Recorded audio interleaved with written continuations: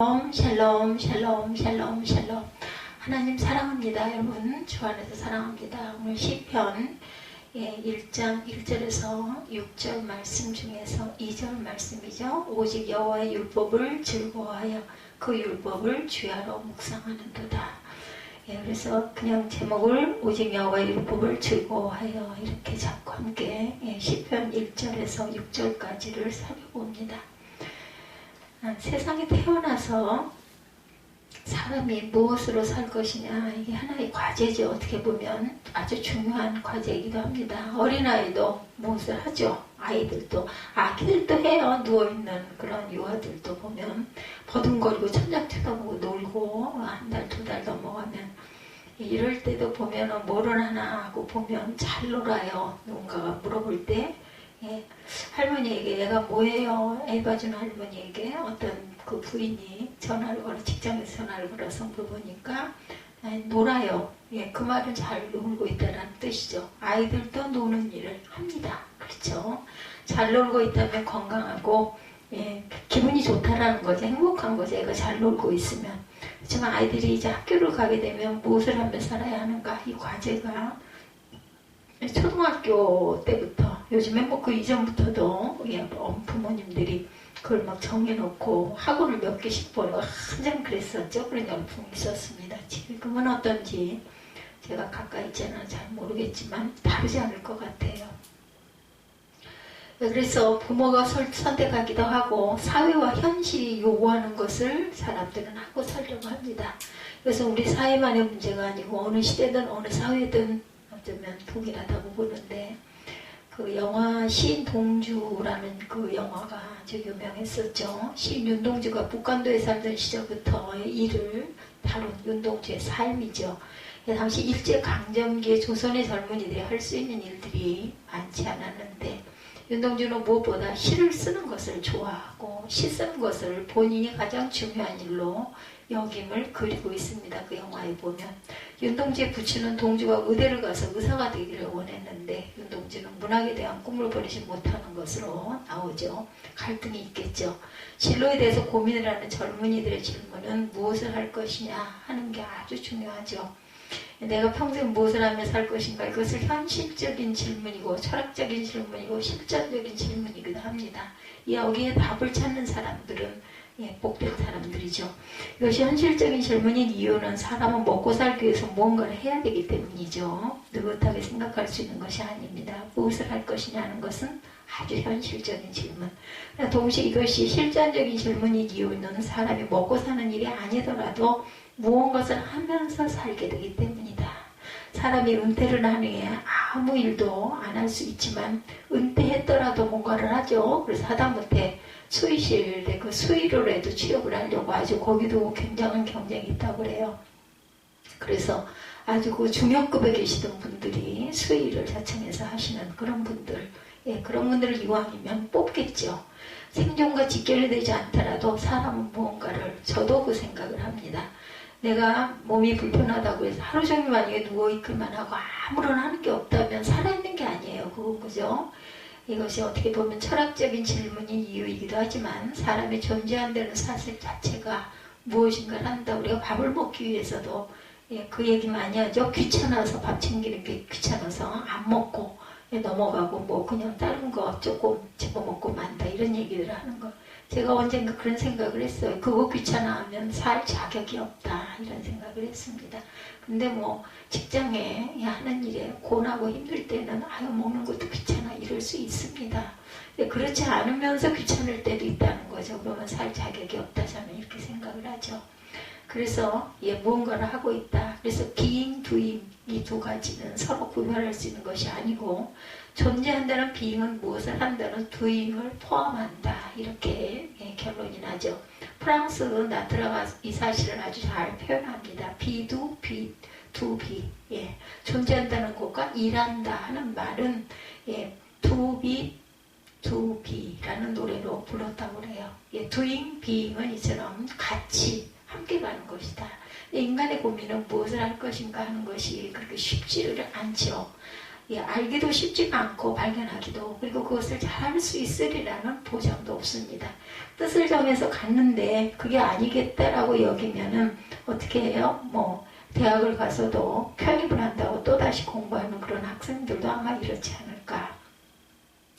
어느 청년이 한 말이 생각이 납니다. 남들이 어렵다고 하는 법대에 이 청년이 들어가서 법을 공부하고 합격을 합니다. 그래서 변호사 시험에 합격을 하고 검사가 됐다고 그래요. 예, 고시를 봐가지고. 남이 볼 때는 아주 성공한 사람이죠. 부럽기도 합니다. 그런데 정작 본인은 행복하지 않았답니다. 검사들의 세계가 마음에 들지 않고 검사의 하는 일이 마음에 들지 않았다고 그래요. 그리고 그렇게 열심히 공부해서 검사가 되면 월급이라도 많이 줄 줄 알았는데 그것도 아니더랍니다. 네, 그래서 초등학교 교사가 되려면 차라리 초등학교 교사를 했으면 좋겠다 해서 알아봤더니 초등학교 교사가 되려면 수능을 다시 봐야 되고 대학에 들어가서 교육학을 공부해서 그 임용시험을 또한 봐야 교사가 된다. 까마득하지 않았겠어요. 이 검사가 되었던 이분은. 그래가지고 결국은 정말 세상에 쉬운 일 하나도 없다 하는 생각을 하고 검사직을 사임하고 외국으로 이민을 갔다 그래요. 그러고 나서 뭘 했는지는 알 수가 없지만 우리에게 어떤 기회가 주어졌다고 해서 기회가 반드시 내가 해야 될 일을 말하는 건 아니라는 것. 그래서 방황하게 되죠. 이 정착지를 찾지 못할 때 어떤 기회가 왔다고 다 내가 할 일이라는 보장이 없다라는 거죠.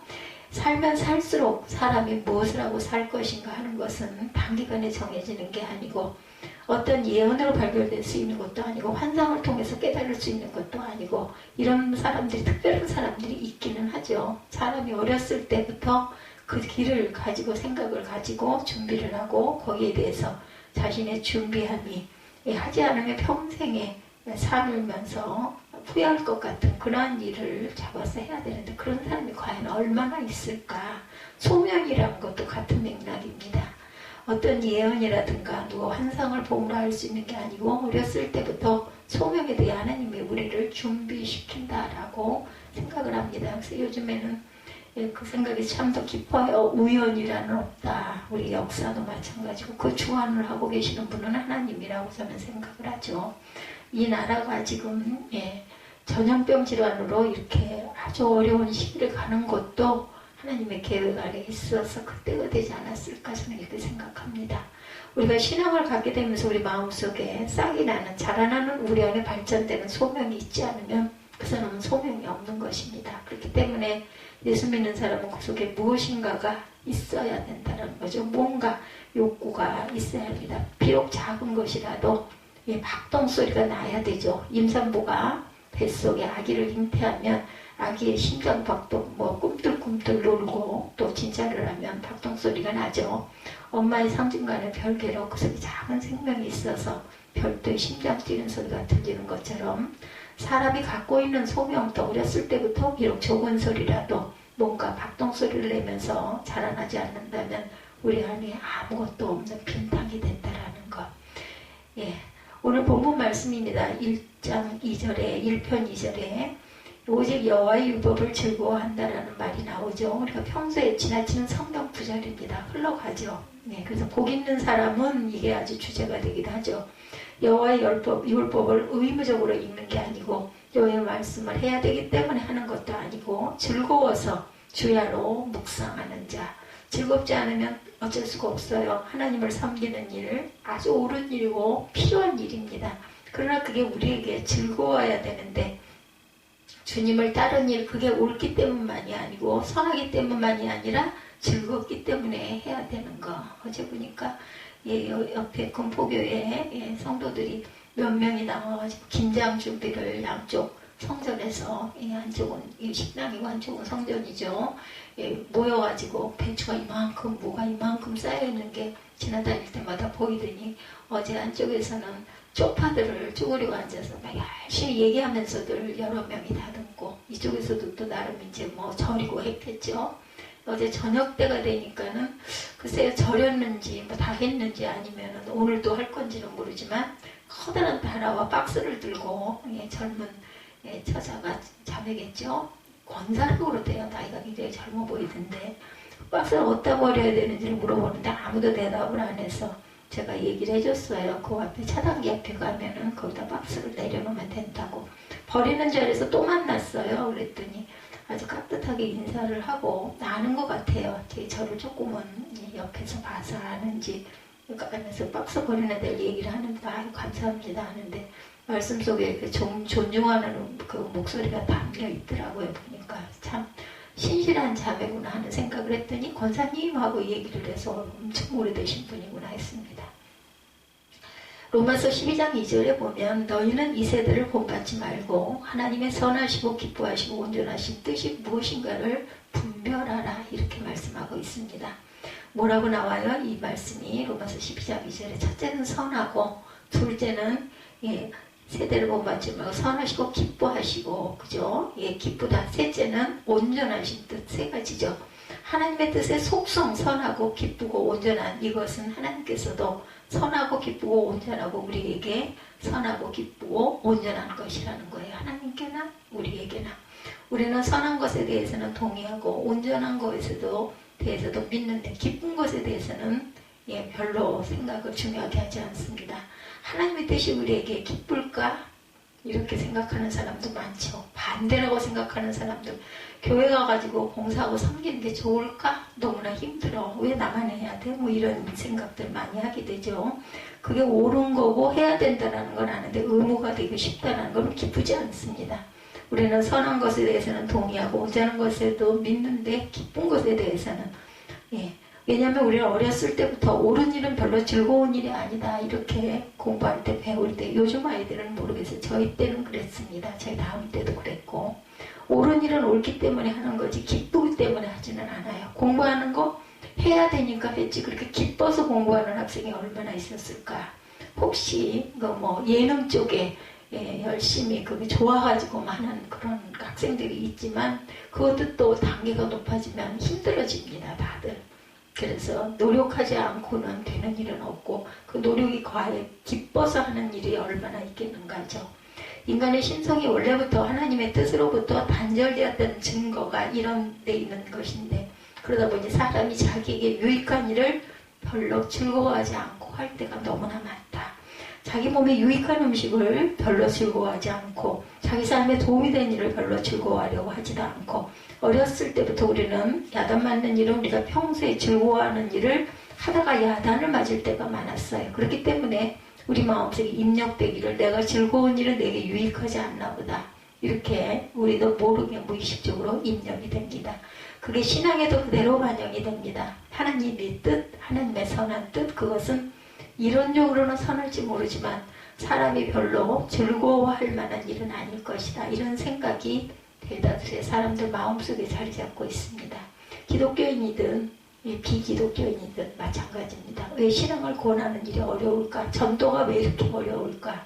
사람들마다 갖고 있는 마음속에 갖고 있는 본능적인 생각은 신앙은 옳을 수는 있지만 즐겁지 않다라고 생각하기 때문이죠. 그래서 교회마다 아주 여러 가지의 프로그램들을 시행을 하는 것이 즐거워해서 함께 예배드리고 갈 수 있게 하려면 이런 부분들이 필요하기 때문에 야유회도 많이 가고 어디 놀러도 보내고 또 아니면은 뭐 나이가 드신 분들은 뭐 하다못해 그 찜질방인가요? 거기 티켓도 드리고 또 한의원의 티켓도 이렇게 만들어서 다 돈이 드는 거지만 그렇게 드려서 그 교회를 나가면 그런 걸 해준대. 그럼 이제 나가게 되면 그런 걸 해주느라고 그것 때문에 나갔지만 듣다 보면 은혜를 받을 수 있으니까 그런 기회를 만드는 거죠. 세상에는 악인의 꾀를 쫓거나 죄인의 길에 서거나 오만한 자의 자리에 앉는 사람들이 있습니다. 예, 그렇죠. 그러니까 그 사람들이 즐거운 일을 쫓아서 하려고 하다 보니 자기에게 즐거운 일을 쫓다 보니까 악인의 꾀를 쫓거나 죄인의 길에 서게 되고 오만한 자의 자리에 앉게 된다는 거죠. 이것은 참으로 가슴을 치며 후회될 일이 아닐 수 없습니다. 복이 있는 사람과 복이 없는 사람의 차이가 바로 여기에 있습니다.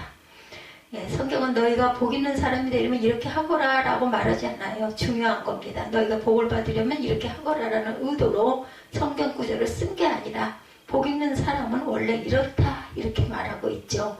복 있는 사람은 죄인, 악인, 오만한 자의 길에 가지 않고 오직 야훼의 율법을 즐거워한다.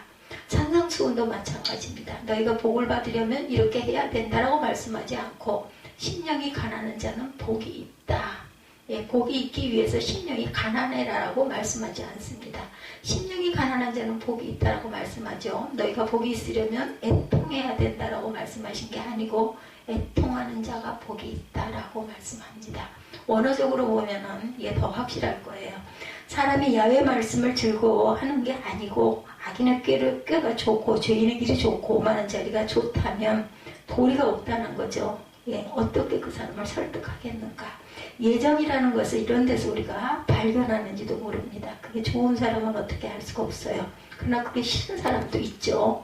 악인, 죄인, 오만한 자의 길이 싫고 하나님의 말씀을 묵상하는 것이 더 좋은 사람도 반드시 있습니다. 많지는 않지만 하나님의 예정을 하신 그 있다는 증거를 이런 데서 우리가 발견할 수가 있다. 내가 복 있는 자의 길을 가도록 예정이 되어 있는지 아니면 망하는 길로 가는 것이 예정이 되어 있는지를 알려면 내가 무엇을 정말로 즐거워하는가를 알면 됩니다. 누가 말리든 강요하든 상관없이 내가 어떤 것에 끌리는가, 어떤 것을 좋아하는가, 누가 강요하든 가로막든 내가 결국은 어느 쪽으로 가는가, 거기에 내가 복 있는 사람인지 그렇지 않은 사람인지 기준이 되기 때문에 알 수가 있다는 것. 이런저런 갈등이 없는 사람은 아무도 없습니다. 그러나 적어도 주일날 다른 데 가지 않고 아주 어려운 코로나19 그런 그 기간 중에도 하다못해 인터넷 예배라도 드리려고 시간에 그것을 듣고 화면을 보고 있는 사람들은 예배를 드리기 위해서 앉은 사람들은 하나님의 말씀을 즐거워 믿다는 증거가 된다라는 거죠. 누가 강요해서 되는 게 아니죠. 무슨 벌을 받을까 두려워서 그렇게 하지 않습니다. 누가 강요하지 않더라도 마음속에 응당 당연히 이렇게 하는 것이 옳은 줄 알고 이렇게 하고 싶은 마음이 있기 때문에 예배를 드리려고 함께 모이는 거죠. 우리가 그런 면이 있습니다. 우리가 하나님을 평소에 경외하고 어떻게든 하나님의 뜻을 이루려고 노력하는 마음들이 있기 때문에 하나님을 믿고 가죠. 우리가 무슨 일을 당할 때 먼저 마음으로 기도부터 하죠. 아이고 하나님 이거 어떻게 해요? 뭐 누구한테 묻겠습니까? 우리의 자녀가 하나님을 영화롭게 하는 것을 볼 때 그것이 기쁘고 보람이 됩니다. 누가 강요해서 그렇게 되지 않죠. 우리 안에 하나님이 계시고 우리 안에 하나님의 마음이 있다는 증거가 바로 이런 증거죠. 우리가 복을 받은 사람이라는 증거가 거기 있습니다. 그렇기 때문에 우리가 그러므로 무엇을 하며 살 것인가, 무엇을 하며 살 것인가 하나님을 경외하고 여러분이 가장 즐거운 일을 하며 살면 되면 됩니다. 아주 중요합니다. 짧은 인생 사는데 무엇을 하며 살 것인가, 내가 즐거워하는 일을 되도록이면 하고 그것을 즐기면서 하나님의 여호와의 율법을 즐거워하여 주야로 묵상한다라고 말씀하죠. 의무적으로 야훼의 율법을 묵상하는 게 아니라 즐거워하며 묵상해라. 여러분이 하고 싶은 일을 하셔야 합니다. 그것뿐만이 아니고 제일 잘하는 일을 할 수 있다면 그것보다 더 좋은 일이 없죠. 그래서 연예인들, 특히 탤런트 이런 오래되신 분들은 참 보면은 젊게 사시잖아요. 의욕 있게 열심히 노력하면서. 그리고 플러스 내가 그것을 해서 어떤 사람에게 덕이 되는 일, 그 일을 하면서 살 수 있다면 그 사람은 가장 복된 사람이죠. 짧은 인생 살면서 이렇게 살 수 있다면 이보다 더 큰 복은 없겠죠. 우리가 이것을 위해서 하나님께 기도하는 저와 여러분이 되시기를 주님의 이름으로 축복합니다.